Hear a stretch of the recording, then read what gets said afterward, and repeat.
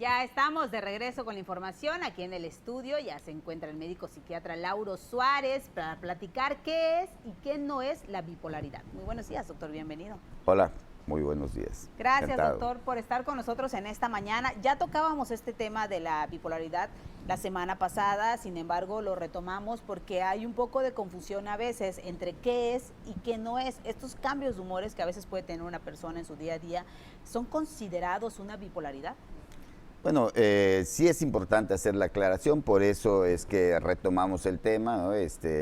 Mucho preguntaron, bueno, si tengo cambios de humor, entonces soy bipolar. No necesariamente, no estamos hablando de eso, estamos hablando de que la bipolaridad o el trastorno bipolar es un problema de salud mental, efectivamente, o sea, hay un deterioro en la salud mental que se caracteriza, para hacer un pequeño resumen, en etapas de depresión que identificamos muy claramente, casi siempre, y etapas en donde la persona tiene prácticamente todo lo contrario. Está como demasiado alegre o demasiado eufórica o demasiado agresiva también puede ser, o no tienen necesidad de dormir tanto, quizás con 2-3 horas que duerman ya están bien o ya se sienten bien.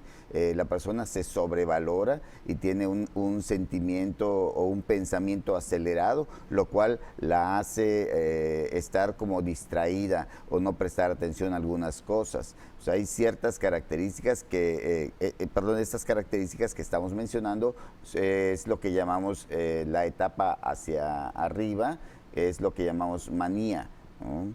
Cuando estas características son un poco más leves, le llamamos hipomanía. La diferencia es que el paciente con un cuadro de manía prácticamente llega al hospital psiquiátrico o se tiene que hospitalizar porque prácticamente ya se despega de la realidad.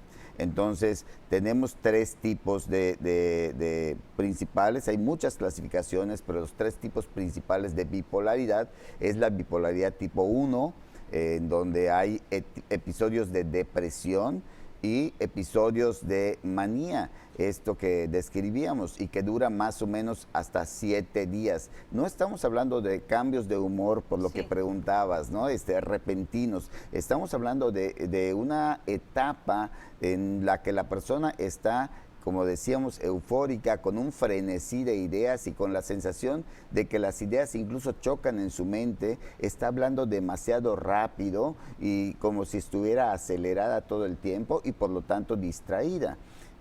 Son etapas, estamos hablando de días. Entonces, bipolar tipo 1, depresión con esto que decíamos, manía. Bipolar tipo 2, depresión con hipomanía, con una manía chiquita, con estos episodios en donde la persona tiene esta exaltación, pero no llega a ser tan grave. Probablemente veamos que la persona incluso es hasta más productiva, ¿no? Por allá también se describen estos episodios en algunas personas que pues llegan a tener 1, 2 o hasta 3 trabajos y que, como comentaba, no tienen necesidad de dormir. Bueno, entonces bipolar tipo 1, bipolar tipo 2 y lo que llamamos ciclotimia, que se ha dado un poco a la confusión porque la ciclotimia puede cursar con depresiones como un poco más suavecitas, prácticamente no son tan detectables y etapas en donde hay una como hipomanía, pero tampoco es tan fuerte. Entonces, como que la persona va cursando con estos cambios de humor. Sin embargo, estamos hablando de un diagnóstico. No es únicamente cambios de humor. Estamos hablando de toda una serie de síntomas que hacen que la persona tenga problemas, incluso en su vida cotidiana. Ahora, doctor, yo le preguntaba antes de entrar a este espacio si existe algún estudio de gabinete donde se pueda detectar si la persona es bipolar o no. Exacto, estudios de gabinete como tal no existen, o sea, hay algunos elementos que nos ayudan a hacer el diagnóstico, hay sobre todo la historia de vida del paciente. Comentaba la semana pasada que muchos pacientes cursan o están teniendo cuadros de depresión durante mucho tiempo y hasta el momento en el que presentan un cuadro de manía o de hipomanía es cuando tenemos el diagnóstico. Entonces, es lo que llamamos en medicina el diagnóstico clínico.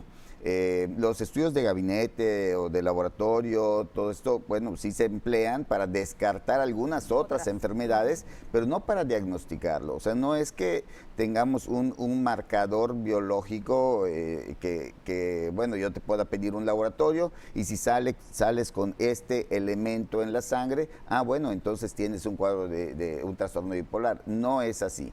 El diagnóstico es clínico y pues prácticamente es la biografía del paciente, es la vida del paciente la que nos va a ir dando estos elementos muy claros para poder hacer un diagnóstico de trastorno bipolar tipo 1, que sería más grave, dijimos, llega a la hospitalización, tipo 2, en donde hay depresión y la manía un poco más suave, que llamamos hipomanía, o ciclotimia, en donde la persona tiene como que depresiones suaves y también etapas como de euforia, pero un poco más leves, y es un poco más cambiante. Ahora, doctor, debido a que digamos que son a veces comportamientos que podemos confundir entre el mal carácter o un mal momento, ¿quien los detecta sería su red de apoyo, quien los detectan primeramente, o sería tal vez el paciente?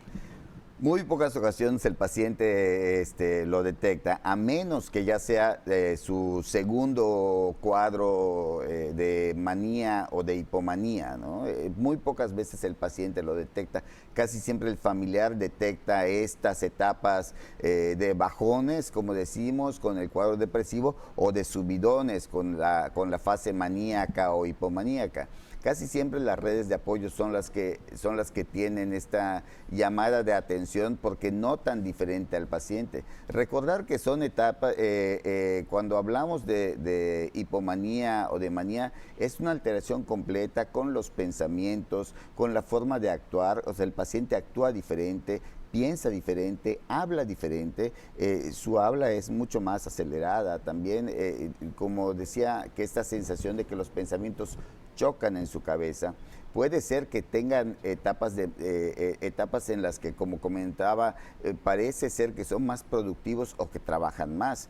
De hecho, ahora que está de moda, Vincent Van Gogh, se habla que Van Gogh tuvo esta condición y por eso notamos que hay etapas de la vida de Van Gogh en donde es mucho más productivo, y estas etapas corresponden a la fase en donde él estaba hospitalizado precisamente, estaba en el hospital, y etapas en donde pues prácticamente no había producción.